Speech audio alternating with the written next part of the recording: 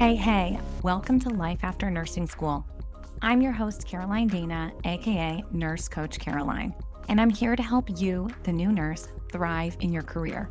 As a former nurse recruiter, nurse manager, and now your personal new nurse career coach, I'm obsessed with making sure you don't just survive your first couple of years at the bedside. I want you to absolutely rock them. From the challenges to the triumphs, I'll be right here with you, giving you the real-world advice and support that you need to shine. Whether you're in nursing school getting ready for life after, or you're already out there in nurse life feeling overwhelmed or even questioning your confidence, I've got your back. I'll be sharing tips, tricks, resources, and strategies that are just for you. We'll dive into everything from landing that dream nursing job to slaying imposter syndrome, and most importantly, how to keep that spark alive and stay the vibrant and amazing nurse that you are. So if you're ready to tackle the things nursing school did not cover, like how to build a career, trust yourself, and keep your passion strong, then get comfortable because we are about to dive in and make nurse life the best life.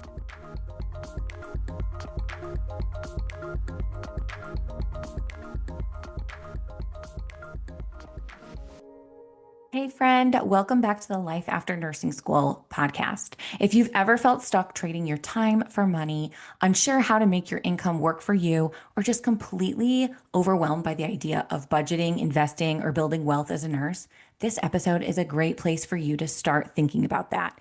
Today, I'm joined by Savannah Arroyo, better known online as the Net Worth Nurse. Savannah went from hustling to land her first bedside job in a saturated California new grad job market to climbing the nurse leadership ladder with her sights set on becoming the next CNO. But after becoming a mom and experiencing the demanding life as a nurse manager, she had a wake-up call. She didn't want to live her life around work. She wanted work to support her life. I won't spoil the story for you, but let's just say she learned how to leverage her income and started investing in real estate and eventually built a portfolio worth over $3 million, all while raising a young family and working as a nurse. Eventually, she walked away from bedside nursing completely. In this episode, Savannah and I talk about Savannah's experience finding her first nursing job in the competitive new grad job market in California, the reality of climbing the nurse leadership ladder while juggling motherhood, how nurses can start building wealth even with student loans and a new grad paycheck, why you don't have to wait until retirement to enjoy financial freedom,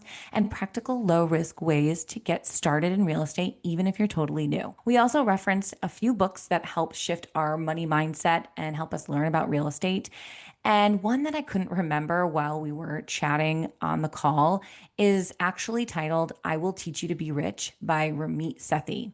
But don't worry, all of the mentioned books and resources from the show are in the show notes just for you. Ultimately, this conversation is here to help you leverage your money in a way that puts you in control of your nursing career so that you can stop letting your job dictate your life and start creating the life that you want. Let's dive in. I'm sitting here with Savannah Arroyo, whom you may know on social media as the Net Worth Nurse. Welcome, Savannah, to Life After Nursing School podcast. Hey, yeah, thanks. I'm stoked to be here. Yes, I'm so excited. Okay, I want to dive right in. And I want to start with what your life looked like after nursing school. So, if you could maybe share your path from bedside nursing into becoming the Net Worth Nurse, I'd love to hear that storyline. Yeah. So even the path between nursing school and my first job as a nurse was fairly long. I graduated in 2013 here in California. I went to the CSU Sacramento, California State University of Sacramento, and it was just the market was completely flooded in California, and so was working to get hired as a new grad at a hospital really anywhere in California. I wasn't partial to the Sacramento area. I was willing and able to move and relocate, and it took quite a while to find a job. It took about 12 months. And so at about the 6-month mark, I actually decided to go back to school and get my MSN in administration and leadership. And so I started working on that, and then of course got my new grad job. I ended up relocating to Modesto, California, which is really central California, a couple hours away from where I was. But really, I was hustling to get that first job. I was taking my resume, printing it on beautiful paper, and walking into many, many hospitals every week. I was driving down to Los Angeles, California, where my then boyfriend, now husband, lived, and I was hitting 6 or 7 hospitals in a day and just trying to get that resume across to anyone. And honestly, a lot, maybe 50% of the time, I was met with a closed door and a why are you walking it in? Everything's done online, go online. And a couple of times there were cool managers who were willing to meet with me. And that's really how I landed my first job, was a manager who was willing to meet with me face to face and loved the fact that I was walking in there and handing out my application. And so yeah, getting that first job was a struggle after nursing school, but pushed through a lot of grit to get that done. And something I carried throughout my 10-year nursing career of moving 7 different roles within my 10-year career at a lot of different healthcare organizations throughout California, which has been such a great experience. But moving into the net worth nurse, that happened in 2020. So I had gotten up until that point, my eyes were set on becoming a CNO, a chief nursing officer. That's what I wanted to do, and I was climbing the corporate ladder. I was a nurse and a clinical supervisor, assistant manager, manager. So I was working my way up that ladder. And in 2020, I had my second daughter, and my priorities just really shifted. I was looking at my finances and both my babies. I had to go back to work after they were only 3 months old, and it was devastating for me. I mean, it led to like my first panic attack that I ever had. It was just so unnatural breastfeeding a baby to have to go back to work when they're 3 months old. It's so young. And so I hated that. And it really motivated me to look for a different way. And at that point, I was only dependent on my W-2 income coming in, meaning I was trading my time for money. I had one source of income coming into my life, and I didn't like that. And so really set to Google out of desperation, like researching financial freedom, passive income, cash flow, how to build wealth, how to invest. And I kept seeing real estate again and again and again and again, and it kept popping up. I had no experience in it, but I just went down a rabbit hole, started learning everything I could about it, binging podcasts to and from work on my 45-minute commute. Anytime I could, walking my babies at the park, I'd be listening to it, and really jumped all in real estate investing. And Net Worth and Nurse was really my way to share that journey with the healthcare community and a lot of nurses and docs that I was working with, people who are interested in very similar topics. Oh my gosh. Okay. I have a long list of questions to ask you, but hearing your story, I'm like, whoa, whoa, whoa, whoa, whoa. We need to back up for a minute. I love that you touched upon the California job market for new grads because that is kind of my little niche. I help coach so many new grads right now, especially in the California area, trying to find their first job, and it is so wildly competitive. So to Yes. hear that that was your experience 12-ish years ago Yeah. is wild that it is still like that. But I love that you clearly were a hustler from day one. So I feel Yeah. like that is something that clearly has been an attributing characteristic of yours that has served you well. Yeah. And I have to laugh because I had a friend who did very similar things where she went to hospitals, and I will not say her name because she will murder me, but she went to hospitals to hand out her resume, and she was actually escorted off of a hospital by security. I don't doubt They were it. like, Yep. "What? Who are you? You're a stranger Yep. walking around with resumes." And she was desperate for a job. So, I think obviously like you have to do what you have to do, but I do appreciate you sharing that story because I think a large part of my audience can resonate with that. Yeah. I don't think I've ever met anyone that had their eyes set on being the chief nursing officer. Like you set those goals big, and that's amazing. I think me and you may have lived somewhat parallel lives because I graduated in 2012, and I had a similar epiphany in 2021 when I had my third child, and I was a nurse manager and I was kind of climbing the ladder, but I never wanted to be the CNO. So I'll give that to you. But it was a huge aha moment for me of like, wait, what am I doing? I want to also be a mother and to be in management and in nursing. it's such a demanding tract that I Yes. knew, okay, I almost had to pick one or the other. It's like you go all in on your career and you are like living, eating, breathing work, or you find something a different way. And I knew I couldn't just go all in on work. I obviously being a mom, like Yeah. wanted to be there for my kids too. So my husband during the pandemic was deployed with the military. And as you know, like everything was shut down and we were able to save a decent amount of savings. And we were like, what should we do with this? And we were so close to putting in a pool because we were like, oh, our kids would love a pool. And like, we Yeah. love a pool. But then I was like, wait a minute, there's probably something a little bit like more beneficial to like put our money where it could like work for us. And Yeah. we read the book Rich Dad Poor Dad. We listened to a bunch of real estate, like investing podcasts, like Bigger Pockets was like our Yes. favorite, Yes. and kind of went down a similar like rabbit hole. And it's funny because I remember listening to a lot of those podcasts, like on my way, to my nurse manager job, on my way home. And it definitely changed like the direction of my life. So I love that you shared all of that. I think I don't know, for me, it's very relatable. Very relatable. And isn't it so funny how we think we know what we want in our career, and then all of a sudden it's like, oh, wait, no, like the universe is just gonna like pivot us in a completely different direction. Yeah, yeah, exactly. And like you said, I mean, that go-getter mentality, I bring that to everything that I do. And I was busting at my nurse manager job. I was working hard. I was giving my all and doing Yeah, everything. And it just felt like this isn't going to get me towards financial freedom. I mean, if I continue to work this way, I'll have a job till I'm 59 and a half, till I retire. And I thought, well, if I have this amount of stamina and work ethic and bring it to like my own business and my yeah. own family financial future, how much quicker can that get me to my goals? And it's a big difference. I do totally agree with you. And I think if you can challenge those societal norms that you are almost fed to believe, like, advance on the career ladder, go back to school, just work, put your head down, work really hard. If you can start to challenge that a little bit and say, wait a minute, is this actually the life that I want?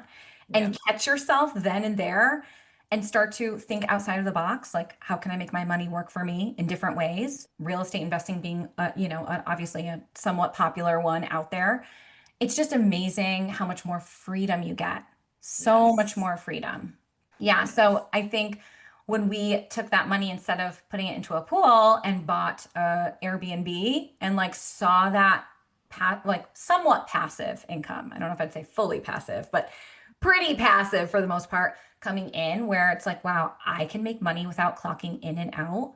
And I Yeah. don't have to necessarily pick up extra now. I could maybe even work a little less is Mhm. like so amazing. Yes. It Yes. really is. Now, from your experience, why do you think so many nurses struggle with finances?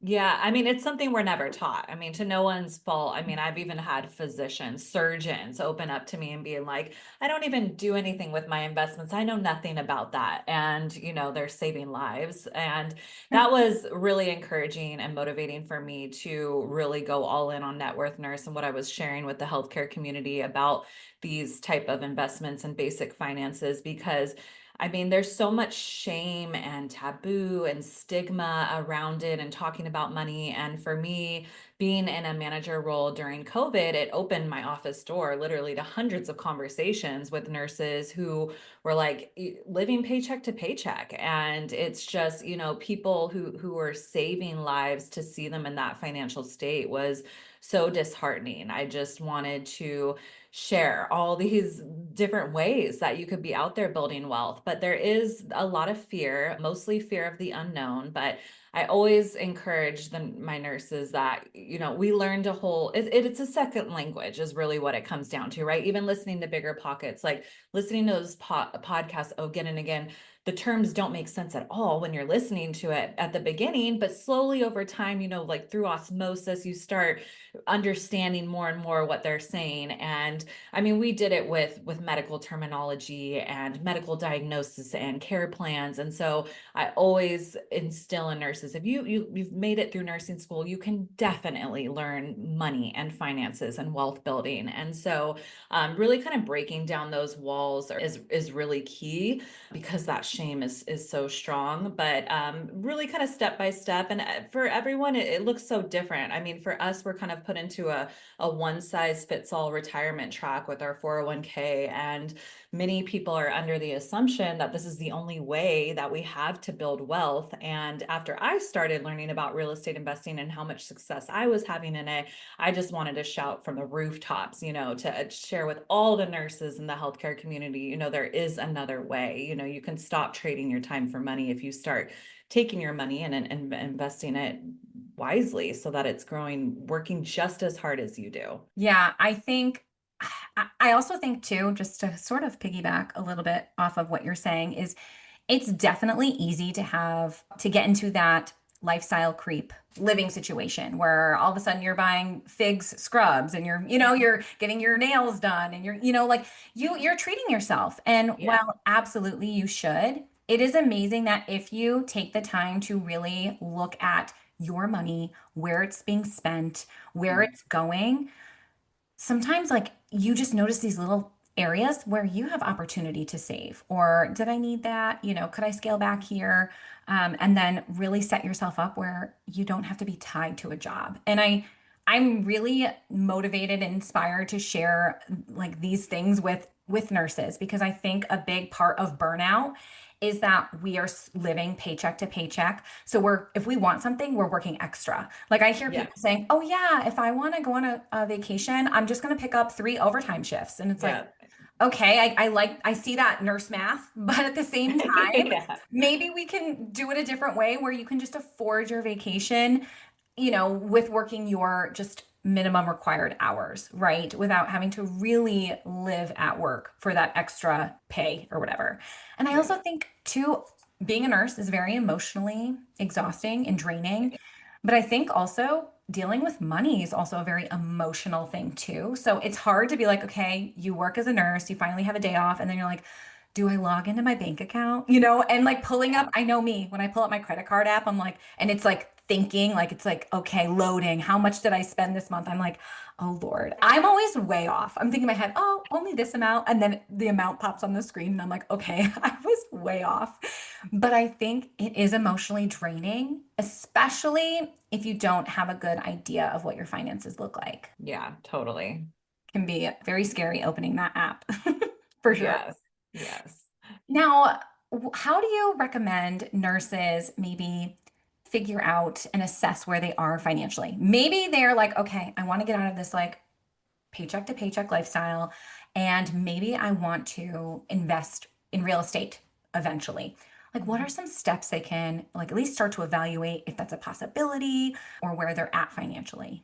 Yeah, I mean, exactly like you just said, looking at where they're spending money first and foremost, setting up a budget is really step one. And I mean, I was always shocked and still am shocked to hear how many nurses or healthcare professionals don't set up a budget because they don't want to look at where they're spending their money every month. And it can be, like you said, I mean, very emotionally triggering. And it's really a huge mindset shift. Like, I mean, you mentioned Rich Dad, Poor Dad. I love that one. Think and Grow Rich was a big one for me early on too. Really just changing the way that you think about money. A lot of us pick up traits from our family members and friends when it comes to money and different ideas that it's a limited resource, that you have to work hard to get it. And it is a big mindset shift that needs to be done as you start seeking out financial freedom and things like that. And so, really changing the conversation from one of like limitation and constriction to curiosity and abundance and almost like a game. I loved Monopoly growing up. I mean, that was one of my favorite games. And I mean, buying real estate is now one of my favorite things to do. And when you can look at it with a different lens, it really starts to take a lot of that pressure off. And there's different ways that you can still almost make it into game and reward yourself and not completely deplete yourself from all those lovely self-care things that you're treating yourself to as a nurse. You know, nurses do make good money. That lifestyle creep is very, very real, and it's not eliminating all those extra things from your life that you love.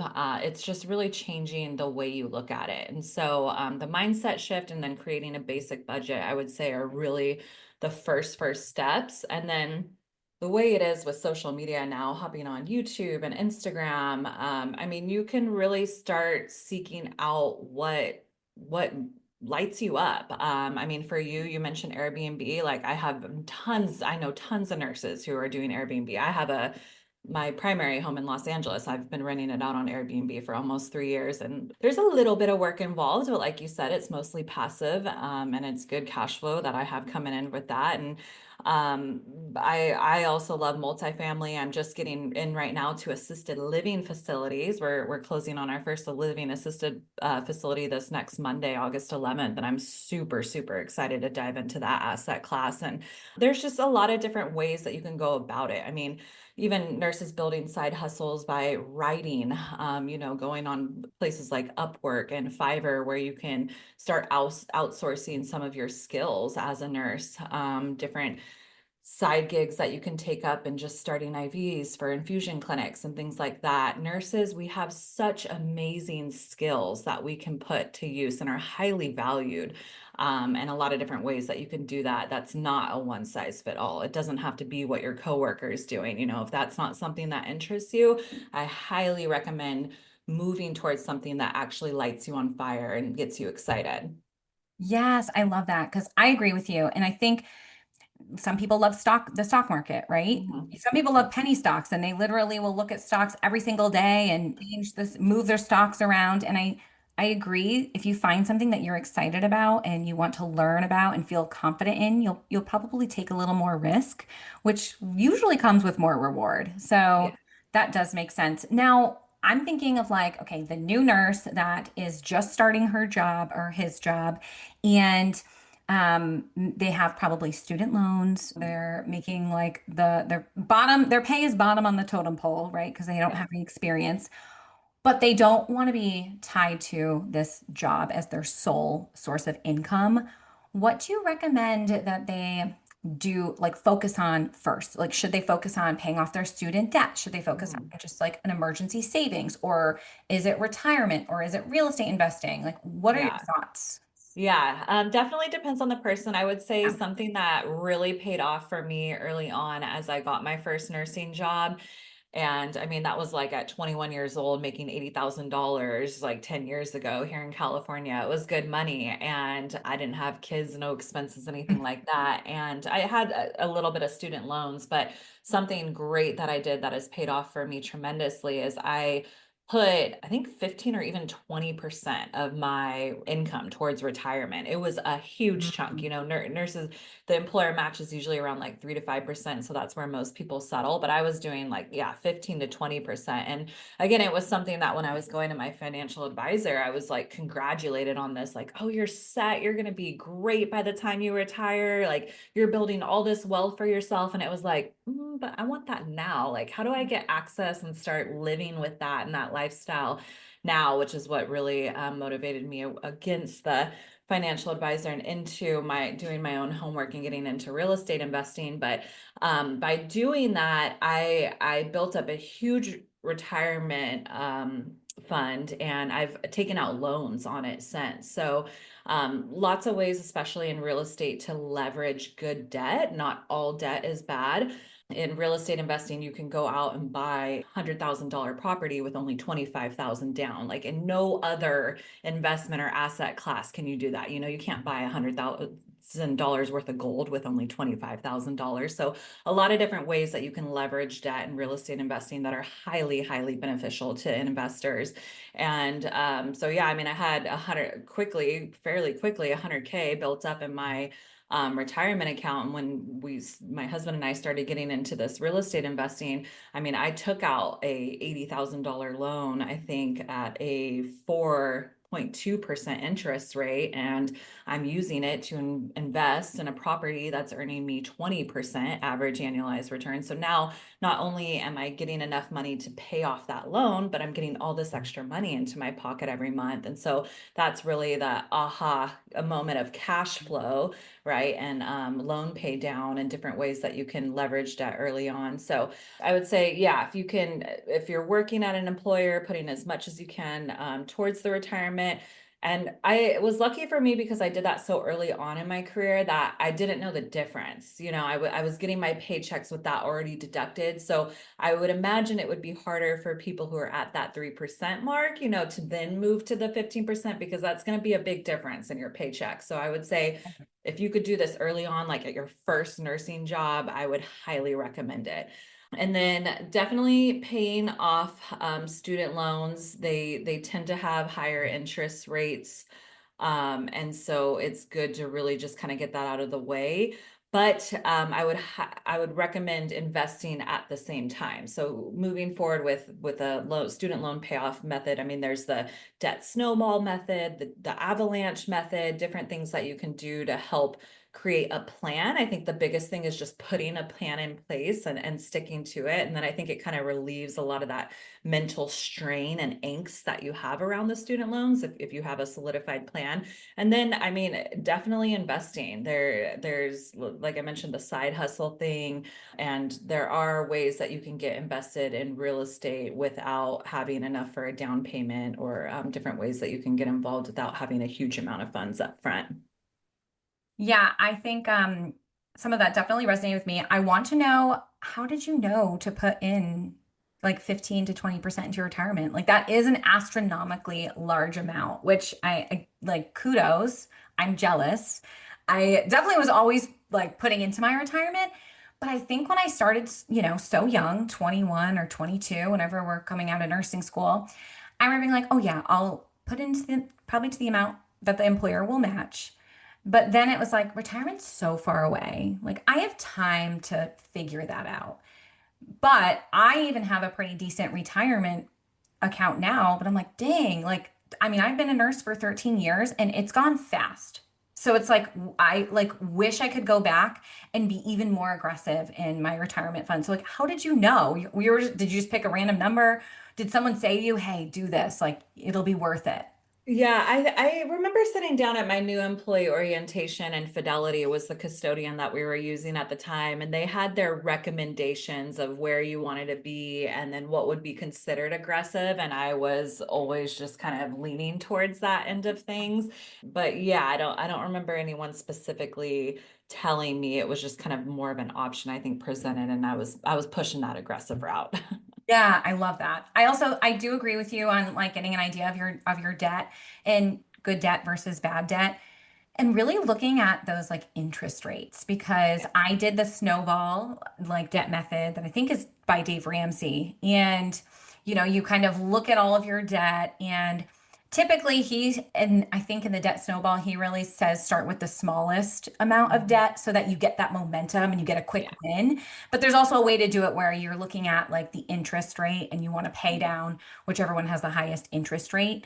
But I think, and I'd love to hear your thoughts on this. Obviously, it differs person to person and it's kind of preference. But I think when you first start out, you kind of want to be mindful of everything. You want a Yeah. little like emergency fund. You want to see what debt you have, which one you're going to pay down first. But you also want to be contributing to your retirement and thinking about investing in the future in other ways if possible. Like it's almost like Mhm. you don't just focus on one, you focus a little bit on each until you really get the momentum and that financial literacy and foundation built for yourself. Yeah, definitely. And for anyone listening to this, if this sounds just like way too much and you're like, I don't even know where to begin. I mean, there's so many free sources online of Yes. where you could type in like a basic PDF or Excel sheet of how to create a budget or debt snowball calculator. I have some of those on my website that are available and free. And so you don't feel like you have to come up with these plans. They're available on the internet and you can kind of start learning about it and it's plug and play. Yeah, I definitely agree with you. And it is a shame that we don't take any of these classes in Yeah. public school or in college. It's Mhm. crazy that we have to sort of now learn this on our own. There's another really great financial person that I am blanking on it, and maybe you know. He wrote a book about like your wealth, but like what that means to you, or like a rich life. I'll have to Oh, put it in the show notes, but okay. it's an amazing book because it allows you to still spend money where you want to and like treat yourself, but also be mindful in the background of like, okay, maybe I can kind of trim the fat, if you will, on my spending in certain areas, but still treat myself so I'm not living like in rags, right? Like, we're not Yeah. saying spend your first few years as a nurse being poor so you can set yourself up for the future, but to really just be so much more intentional with your money so that you don't have to be tied to 36-hour position and potentially be forced to pick up extra when you want to buy something. Yes, no, exactly. Everyone's motivation's a little bit different. Yeah, that is true. Now, you can correct me again if I'm wrong, but I saw somewhere that you've built a real estate portfolio worth over $3 million. It could be more since it sounds like you're closing soon. Yeah. So congrats on that. That's amazing. I've heard a Thanks. little bit about investing in like assisted living. So I'm definitely going to be following, up with you on that. Love to hear how it goes. But can you tell us about like your first purchase, your first real estate purchase? Like what did you decide on and why? And Yeah. do you still have it? I want to know. Yeah, you mentioned Bigger Pockets, which was huge for me, listening to those every day to and from work. And what was so valuable in that was that I was hearing different stories every day from people in all different walks of life, doing all different sorts of strategies, making it work for them. And it just felt like, okay, if all these different people are doing it, I mean, school teachers, lawyers, I can do it too. And so that really is what gave me the motivation to start taking action was really listening to podcasts and hearing those stories. Highly, highly valuable. I really wanted to do the Burr method when I started. So that's buying a place, completely renovating it, getting a renter in there, refinancing it, in a sense, pulling out all your money and repeating it. Because for me, when I started investing in real estate, I didn't have any money to start investing, but I was sold on it. I knew that this was my ticket out of the rat race, out of my nursing job. How can I make it work? And it was talking to a really savvy lender, a mortgage broker, someone who does loans, who told me, "Hey, you have $100,000 worth of equity in your primary residence." And I was so new to real estate investing, I didn't even know what equity was or what I could do with that. But in a sense, we had bought in the house for $400,000 over a couple of years. It was now worth $500,000. So in a sense, that $100,000 of equity was ours, and we could pull it out on a second mortgage at a 4% interest rate and use it as a down payment on two single family homes over in Atlanta, Georgia. So that's what we ended up doing with that money. And they were long-term rentals in there. It was like a build to rent project. Ultimately, what deterred us from the Burr method was I had two babies under the age of two, and we were looking to do it across the country in Atlanta, Georgia. And we just felt that the stress level was going to be too much at that time, and really kind of pivoted into like a more long-term rental, kind of an easier way to get started. So it was a build to rent project, meaning that the builders who built them almost build them ideally for investors. They put a property management in place really quickly after it gets built, and they manage your tenants that are in there. So it's really hands off. You're not doing a lot of work, but and cash flowing maybe 100-200 bucks a month. And back when I was listening to Bigger Pockets, that was good. That a couple, Brandon Turner was pushing that 100 to 200 bucks a month, and then boom, COVID hits, short-term rentals, and people are making like $3,000 a month, and it's like, huh, what? That's the goals now. But anyways, had that those long-term rentals over in Atlanta, Georgia, and it really took like one turnover after 6 months, and I had to completely repaint paint the place. That was like $3,000. They just scuffed up everything in there, and it depleted all the cash flow. And that's when I decided to pivot into multifamily real estate, which is apartment complexes, Okay. and into syndication. So, real estate syndications are when people pool together their resources to go out and buy assets that they normally couldn't buy on their own, like apartment complexes and assisted living facilities, things like that. And so I partner now primarily with healthcare professionals who are looking to get started in real estate investing, but they don't want to deal with the tenants, toilets, and trash. They don't want to find the property and get the financing and deal with the property management. And so these syndications are the perfect opportunity for people who want to be involved in real estate and all of the benefits of cash flow and appreciation and loan pay down and huge tax benefits as well, even passively in these investments. A great way for them to get involved. And then as a partner on these deals, I handle the operations. So love going out and finding the deal and getting the financing for the deal and the property management in place. So it really creates this perfect relationship. So that's how I've been able to scale my portfolio. I have 6 apartment complexes up in Oregon, a self-storage facility down in Arizona, and like I said, we're closing next week on our first assisted living facility. But all of that has been in partnership with other nurses, doctors, healthcare professionals. Wow, that's so cool. I'm also so impressed that your properties are all over the place. Like, have you Yeah. been to all of them? There are a couple I have not seen yet. Yeah, that is Mm. amazing. And Yeah. I remember hearing a lot of those stories on Bigger Pockets too. I mean, Brandon Turner had trailer parks, didn't Yeah. he? Yeah, that Uh-huh. was one of his kind of at least beginning things. And then I remember, like you said, Airbnb definitely took hold of everything and skyrocketed prices, and people were obviously making a lot of money there. Now, I also love that you have all like quite a diverse real estate portfolio. You have a self-storage. Okay. I feel like my husband was like into that for a little while. I feel like the new thing now is like laundromats. It's like, oh, what else can we buy and do? And can be Yeah. somewhat hands off, which is awesome. At what point did you leave like how long were you doing this as a nurse and or a nurse manager? And at one did you then leave completely nurse management for this full time, or did you take some other like position that was more flexible? Like what did that look like? Yeah, so I started in 2020, and at that point, I was the assistant manager for all the procedural units in an acute care hospital. So I was overseeing the cath lab, special procedures, the GI lab, and then all non-invasive cardiology. So had probably 100 direct reports, and it was a very demanding job. Had surgeons at my Oh, office door from the minute I walked in, wondering who was messing up their schedule, until I left at night. That was a really, really fun role within healthcare. But that's what I was doing when I started investing in real estate. And it was, I mean, I was waking up at 6 a.m. to record podcasts before I would go into work. I was taking my lunch break to have investor phone calls.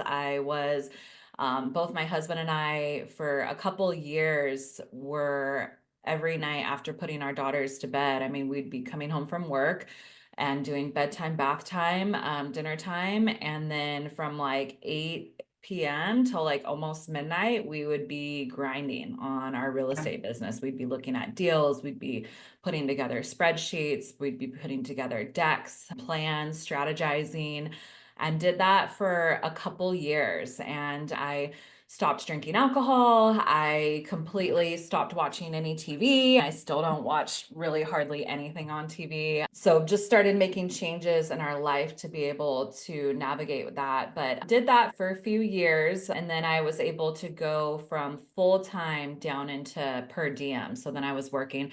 But one of the best parts about nursing is the flexibility, right? And so then I went into working at a ambulatory surgery just 1 or 2 days a week, 10-hour shifts. And then that gave me a lot more time to start building the business. And then when we relocated from Southern California up into Northern California, I was with Providence Health. They're a big healthcare system for the last 8 years. And in the 8 years, I moved roles 5 times, different roles within Providence, which is a huge, huge opportunity for nurses. I think when I first started, it was considered maybe valuable to be with one employer for 10, 20, 30 years. And I quickly realized that the pay jumps, you can really navigate that and get higher pay the more that you're changing roles. And I've seen that not only in my career, but in other nursing careers. And so I really took advantage of that. And then was working more recently on an ortho floor 2 days a week, part time, still getting benefits for our family. And then my husband retired a little bit earlier. He moved into our real estate investments full time in 2023. And then I just worked my last day as a nurse, February of this year, 2025. So about 6 months ago.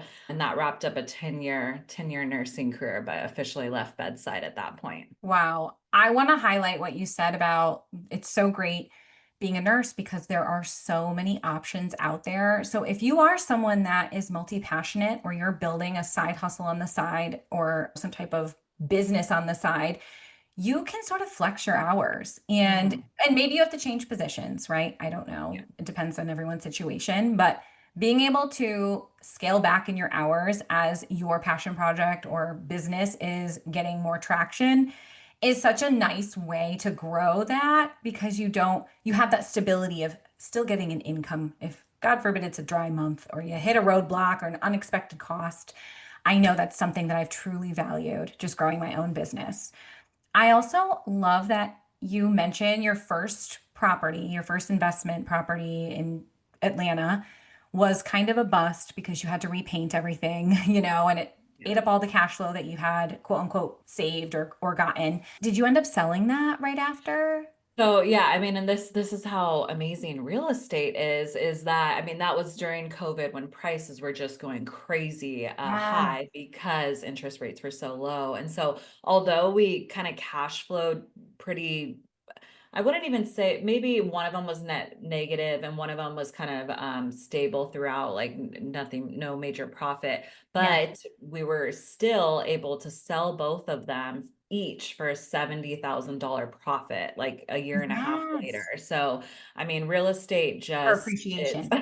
it's such a great, great investment in ways that you can yeah, jump out of it like that. But yeah, even I just wanted to mention like what we were saying about, nurses changing jobs and that kind of stuff and being out there and a go-getter. And I've had hundreds of conversations with nurses over the years, and I can tell sometimes when I'm having the conversation, almost like that defeat in their eyes of like, oh, that sounds like so much work, or oh, I'm so comfy at my job. I don't want to be applying for a new job and a new position. And for me, it was always like, well, what's going to be harder? Like staying at this job for the next 20 years and living the life that I'm going to be living with the pay. Like that to me was so much harder. Like that Yeah. concept of like what my life would look like if I didn't take action, that it was like, I got to take action. That was a huge motivating factor for being out there and making moves. Yes, it's like choose your hard. Your hard Yeah. could be grinding to your dream and your dream life, or it can be sitting here in this limbo or somewhat unhappy in your role, living this stagnant life, which, listen, some people love to be an employee and swipe in and out and live that predictable, stable life. And sometimes I wish that for me. Like, I wish I could be that way, but I'm not, And I think, like you, once I got a little bit of that. I don't know, like whiff of like, okay, I can make my own money. That Mhm. was all it took for me to now it's like, okay, how can I piecemeal my income to kind of grow and support me as I grow in my own kind of direction? And I Yeah. I love that nursing can do that for us. And I always think too, like, God forbid this doesn't work out. We can, once you have experience, you can literally go and get a job almost anywhere, or at least Mhm. not that hard. For new grads, it's a different story. But, once you have that experience, like if you're like, okay, you know what, this was a bust. I tried to do my own thing, it's not working out, or I tried to invest and it's not for me. Go out and get a job. You can go get one anywhere. It's not like I just don't think I think that's our saving grace in a way. It's Yeah. like that safety net that we will have because we have our career and our degree. It's been shocking really even over the last 10 years to see many of my friends in different industries get laid off and not have jobs. I mean, I can think of 10 very quickly. And it's never anything I've ever even had to worry about in nursing ever. I mean, even Yes. venturing out and working my last day in February and like moving into retirement, there was a little nerves there, right? But Yeah. it was like I can go back in a second and get a Yeah. job. I feel confident at any healthcare institution and any Yes. role. Like it's such a blessing having such a high demand career as a nurse. It gives us a lot of opportunity. It really does. And a lot of room for growth and like trial and error. And even going back to your first property, that was a little bit of a bust, but it sounds like you made Yeah. money. So that still worked out. But you didn't just say, okay, you know what? We tried this, it didn't work. Like, we'll take our 70 grand that we made and like that's that. You pivoted and you continued on and you tried different properties. And listening to a lot of those podcast episodes on Bigger Pockets, everyone's story does start with the first property or two that you learn something from. And sometimes there's a financial gain, and sometimes it's just a lesson learned. But the people that succeed are the people that continue on and they learn from it and they pivot and they aren't afraid to continue to risk, risk money, risk an opportunity or a challenge and try to see what comes from it. I know one of the biggest things that Brandon Turner like instilled in my brain, and I actually haven't listened to a podcast episode probably in a year of his, but when I Yeah, was me neither. really into it, Yeah. it was like you just got to start. Like you're going to hear Yeah. all these excuses. The interest rates are up, or I can't find Mhm. anything in my area. You, like your example, you can buy property anywhere now. And some property you don't even have to go see. I mean, Savannah has a property she's never seen. So it is so amazing the opportunities at our fingertips that I just want everybody to know is out there and that we don't need to be thinking our only option in our career is to work until we're 59 and a half because Yeah, that's too long, absolutely. Yes. right? Too long. Yeah. Now, what would you say? We'll wrap up soon, but I want to know nurses that are just starting, maybe they're like, ooh, I want to get into real estate. What Mhm. are some like practical, low risk first steps that you recommend for them if real estate Yeah. seems to be maybe piquing their interest? Education, first and foremost. And that can be as simple as going onto your Instagram account and following people who are doing stuff that seems interesting to you or that you would want to be doing. And open up the conversation. I mean, chat with them. All the investors that I know in the community, and especially in the healthcare community, I mean, I made it a point as I launched my brand Net Worth Nurse to connect with all the other nurses out there in the finance space that are doing things, hopping on a call, seeing any ways that we could help each other or swap stories, things like that. It's a very, very helpful community, open community, I would say. And definitely reach out to people, connect, network is very, very important. It opens doors, it leads you to new ideas, different conversations. I've created even partnerships with people that I've met through social media. I mean, so many of them, and that's very valuable. Education, even in the form of books, whatever fits you, whatever you like, even YouTube. Start going on and, like I mentioned, learning the language at first, seeing what appeals to you, and start taking action. And I think the more you connect and network with people, it creates that momentum as you start working with other people, which I think is really important. I definitely agree with that. Education's everything. And I think the more you educate yourself, the more confidence you build and the less scary it seems to be. And then you're more willing to take the risk, right? And again, like we can't grow if we don't get outside our comfort zone or take those risks. Yeah.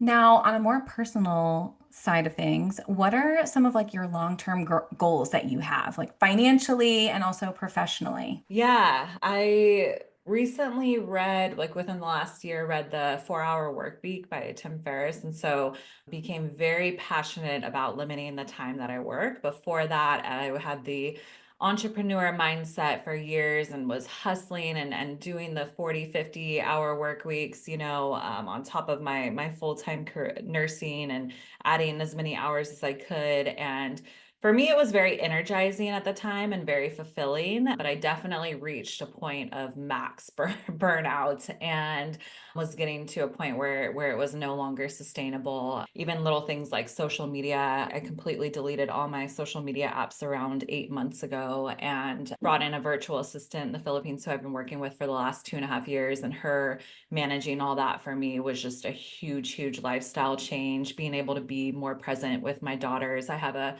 5-year-old and a 7-year-old at home, and I'm 8.5 months pregnant. I'm having another baby next month. Oh So, my gosh, congrats. thank you. Family time, it has become like top priority for me. Being able to, I think a lot of us, we were talking about like kind of breaking down societal norms. And I mean, it was crazy. Even I reached a point of like financial freedom in a sense, and yet I would still be spending 40 hours a week at my computer. Like I could not break the habit. Yeah. And it was reading that book that really it changed my mindset and my perspective of like, I don't have to dedicate this much time to work. Like I could be doing other things. And so, yeah, I've over the last 6 months spent like probably 10 times more time in meditation and out in nature. That has been really big for me.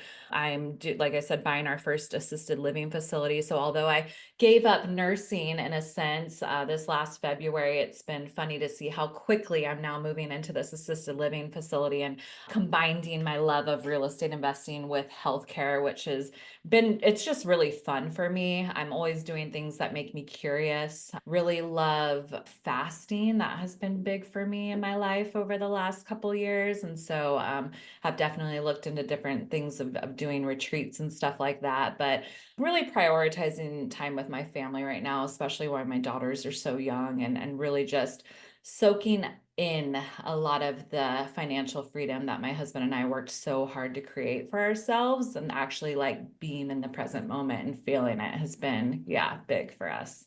Yeah, it's funny how you can get sort of sucked into a little bit of the hustling, especially if it's something you enjoy. Yeah. And I think it is amazing that you notice, like, wait a minute, why am I still at the computer, or still working when I have built this great portfolio? I have built all this financial freedom for myself. Let me now enjoy it. That is the point of getting financially free, right? And I think living in our country, there is a big hustle culture kind of thought process and mindset. So kudos to you for being like, wait a minute, you're about to have another baby. You want to be out Yes. with nature, have time for you and what really matters, in your family. So that's amazing. Now you said that you deleted all of your social media or you're off of it. Where can listeners find you if they want to either kind of work with you or check out your resources? Where can they find you? Yeah, so social media is still big. I'm still creating content for that Okay. very regularly. And so my big motivation behind starting Net Worth Nurse is just educational resources. So if you go to my website, networthnurse.co, I have hundreds of blogs, tools, downloads, ways to get started, just learning about this information. If you're interested in, I do coaching. If you're interested in investing, partnering with us on one of our deals, we've seen amazing returns for investors doing that as well. So that website's willowinvestmentgroup.com, and you can get to that from my Net Worth Nurse website. I also have a book. It's called Passive Profits: How Healthcare Professionals Can Passively Invest in Real Estate and Retire Early. That is, let me do that back on. You can get that, and that has some great information about how to start investing in these real estate syndications. But through all these different sources, there's ways to book calls with me. So I love hopping on the phone with people. So if anything I've said it sticks out to you or want to chat further about it, I would love to get on a call and love to chat.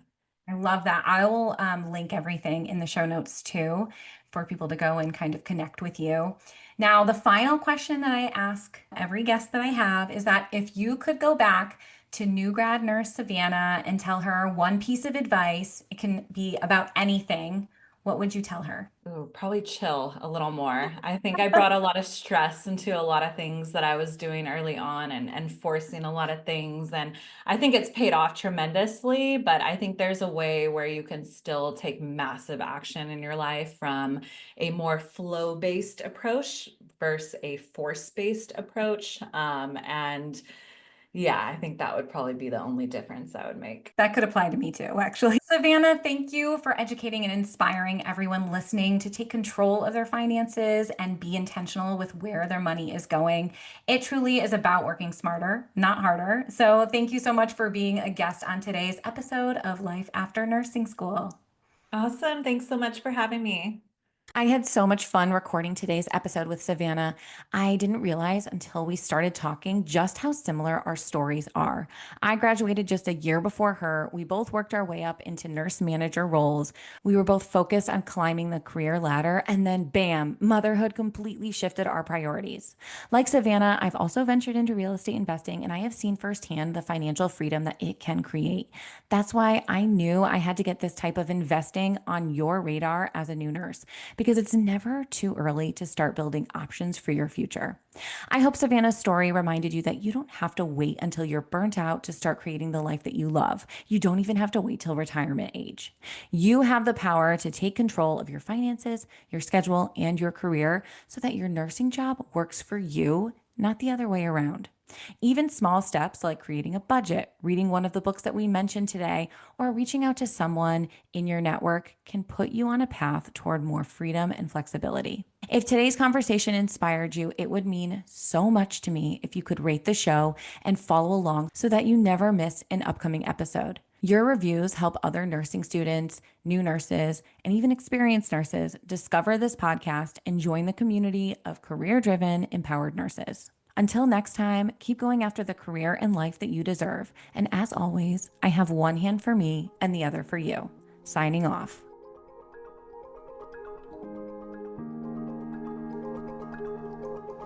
Well, that's it for today's episode of Life After Nursing School. I hope you feel more confident and ready to tackle the challenges that come with starting your nursing career. Remember, the first year or two might not be easy, but with the right mindset, you can overcome anything. If you found value in today's episode, I'd love for you to hit that subscribe button so you never miss a future episode. Also, please consider leaving a review on your favorite podcast platform. It helps so much in reaching other new nurses like you. Thanks for listening, and remember, you've got this. Take care and see you next time.